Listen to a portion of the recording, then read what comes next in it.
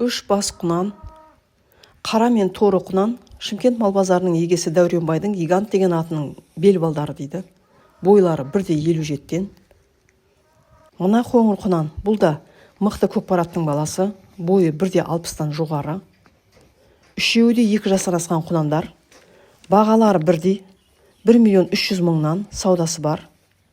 Түркістан облысы Қазығұрт ауданы Жаңабазар ауылында тұр. Байланыс телефоны 8705 363 62 35. Қажет болса осы номерге хабарласыңыздар. Арнаға тіркеліп лайк басуды ұмытпаңыздар. Өздеріңіздің 4 түлік малдарыңызды сатуға жарнама салғыларыңыз келсе, мына телефонға хабарласыңыздар. 8702 910 0705. Негізі әр қазақтың үйінде бір жылқы тұру керек. Болмай қалды.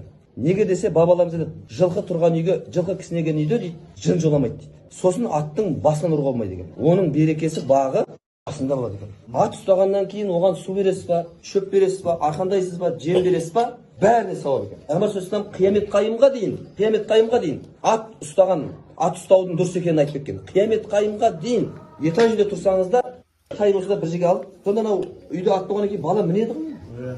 Мінеді ғой. Сол үшін біз ауылда қазір медресе бастап қойдық. Сода 56 бала оқытамыз. Бірақ аптасына бір күн міндетті түрде айғырға мінетін болады біздің балалар.